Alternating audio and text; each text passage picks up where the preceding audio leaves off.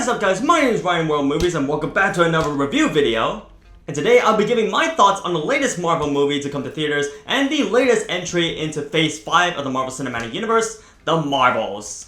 After a spatial phenomenon that both Carol Danvers, played by Brie Larson, and Monica Rambeau, played by Teyonah Parris, come across while in their endeavors in space, causes them, along with Kamala Khan, who's played by Iman Vellani, to get entangled together and switch places with each other whenever they use their powers. They must learn how to work together through this phenomenon to take down a new threat that basically arose from the aftermath of the first movie. So obviously this being the sequel to Captain Marvel, the movie that is infamously known for being one of the most divisive of the entire MCU and Infinity Saga up until that point. And also infamously known for having a kind of controversial reputation due to some comments that actress Brie Larson, who obviously plays the character Carol Danvers, Captain Marvel, has said leading up to the release of her first movie that is either, depending on how you take it, has not been taken very lightly, or her words have been drastically twisted by all those news outlets.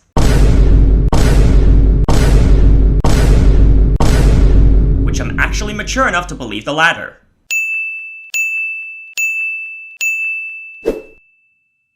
And this being the direct follow-up to Ms. Marvel and WandaVision, those, Disney Plus Marvel TV shows that you can either skip or are just passerby's time that as they're not as important as they're on, Disney Plus. I think it's safe to assume that expectations or the bar wasn't set very high for this movie. So, the question is, did it live up to its predecessor and did it live up to all that build-up? Well, I guess I'm here to give you my stance and answer to that. So my biggest problem I have with this movie is that, as an overall movie, it all feels too rushed and too fast-paced. Like, right off the bat, you're pretty much immediately thrust right into the action. And it's pretty much, a movie with full-on action sequences all over, taking place all around, constantly, one after the other. I mean, not that there's anything wrong with that, necessarily, but with one of the shortest run times of the entire MCU's history, no wonder it felt like it all gone on by too quick. Like, I feel like it doesn't really allow efficient enough time for us to properly digest and take in what is happening. And, it doesn't allow the film itself enough time to gradually flow as the film goes on, for lack of a better term. There's some things that they just go over, they either go over too quickly or they just kind of gloss over, such things such as briefly going over Kamala Khan and Monica Rambeau's power origins, Carol dealing with her best friend Maria Rambeau's cancer and the last time seeing her, why Carol is always in space all the time. I'm so sorry, I have to deal with this. You can get my number from Bruce. It was so nice to meet you. Yeah, I don't have her number. She does this a lot. Monica getting blipped and coming back only to find out her mother has passed away from her cancer. Carol still trying to regain back some of her memories after they were wiped by the Kree after getting her powers from the first film. Yeah, all of that feels like it just deluges. What is... Am I using the word correctly? I'll just spell it out here. Diluges or deluges itself out. So yeah, the writing was pretty much overall, very mild, to be honest. Therefore, any emotional impact on us, the audience, and deeper connections, with these characters that this film, I guess, was trying to give out at the same time, is lacking. And is not, present enough for us to feel more for them, which, believe me, I want to feel for those characters, but because they cover these story points that, should be taken a bit more seriously and have more depth to them, but yeah, that's how fast-paced this film is for us to feel any of that. Like, I feel like this movie is in limbo or in balance of what it actually wants to be, is it a fast-paced, full-on action-packed adventure film, with fun all around? Or is it an action-packed adventure, but with more deeper connections with these characters and it's supposed to give a more emotional impact? I don't know, I guess it's another one of those films where it's trying to be something that it's not, or it's trying to be something but completely, fails to because it's so imbalanced in tone. I mean, I don't know. Other negative points I have for this movie is that, yeah, the villain, Dar-Ben, who's played by Zara Ashton, who was actually, recommended to be in a Marvel movie by her husband, Loki himself, Tom Hiddleston. And yeah, I mean, in the movie, I understand her motives, but in the end, yeah, just turned out to be yet another generic villain who's too blinded with power. Once she gets all that power, it destroys her. Yeah, I mean, minor spoiler alert, but yeah, that's the kind of villain she is. And yeah, like with all recent Marvel movies since, after post-Endgame and since the beginning of the multiverse saga, the green screen in this movie looked off in some places. Although not as bad as in some of the other recent movies, to be honest. But enough of me talking about the negatives, and now that they got the negatives out of the way, let's talk about the positives of this movie. Overall, I actually thought it was alright. I genuinely liked it and enjoyed it for its fun moments. I was actually pleasantly surprised with how good it turned out to be for my taste, because pretty much all I wanted for this movie was for it to at least be slightly better than the last one. Which, considering, yeah, this is the sequel to the divided Captain Marvel, I think it kind of succeeded in doing that for me, in my personal opinion. So yeah, I think it's safe to assume that I didn't go into this film with very high expectations either. I'll just say that Iman Vellani's Kamala Khan is the true standout of this movie. She's probably the biggest highlight for me. I could totally show you. No!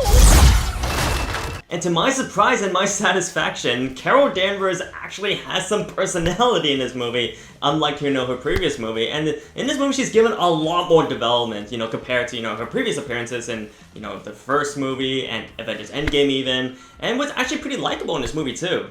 Like, her not having much personality or, lack of chemistry with the rest of the characters around her is the very thing I was most focused on, and, it's one of my biggest complaints about not only her first movie, but with her character as a whole. How do we know it's gonna end any differently than it did before? Because before you didn't have me.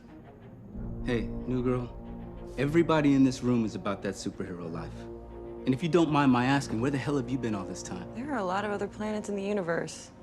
And unfortunately, they didn't have you guys. And I'm glad that this movie is steering her into the right direction, or at least it's a start to, steering her into the right direction, because this film gives her a bigger reason as to why she's so stern, arrogant, and self-contained. And, with the help of Monica and Kamala, they helped brighten her personality, and I appreciate that from this film.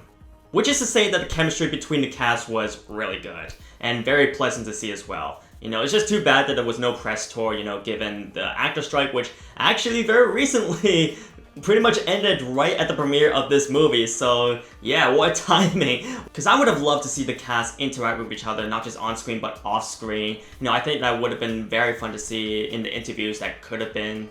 I also appreciate how, how direct of a follow-up this movie is to the first one. Unlike MCU the sequels nowadays, where you basically can go in without having to know or watch a lot from, the previous movie. I don't necessarily have a preference, for either sequel format though. But I appreciate how this film specifically deals with the consequences of its predecessor, where, Carol goes to fly off to the Kree Empire across the galaxy, fight them, and destroy its supreme intelligence that was holding her full potential back in the first place. And now this has to deal with the consequences of her actions, which, also helps to develop her character. I won't go into details because that will spoil the movie.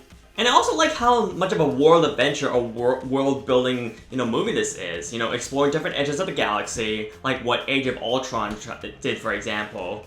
To the extent that you see, actually other characters from different films and TV shows, outside, Ms. Marvel and WandaVision pop up as cameo appearances in the movie. Obviously I won't spoil who they are, but that's something you're gonna have to see for yourself.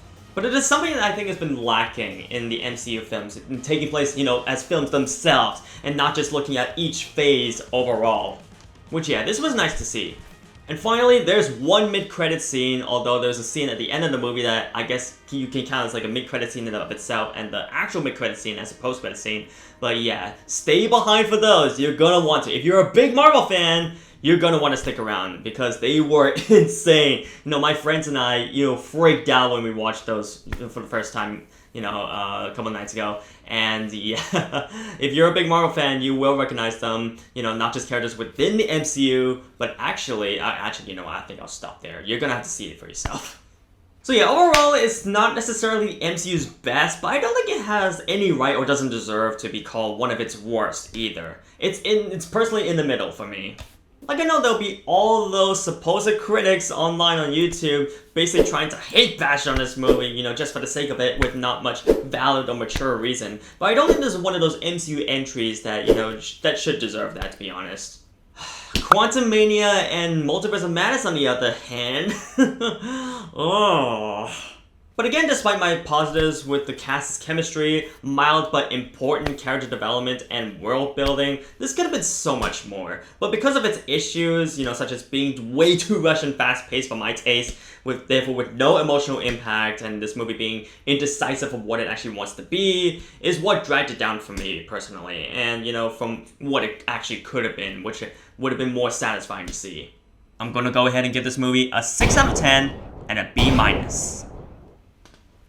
Anyways, guys, that's gonna be my time. Thank you so much for watching. Hope you guys enjoyed it. And my big question for you guys, have you seen the Marvels? Are you thinking of seeing the Marvels? If so, what did you think? If you let me know in the comments below, let's get those discussions going. And please make sure to keep discussions and comments respectful and a safe environment for all. And as always, if you like this video, make sure to smash that like button, smash that subscribe button so you can tune in for more videos like this. And yeah, as always, I'll see you guys in line for the next one. Rhinos, roll out, take care.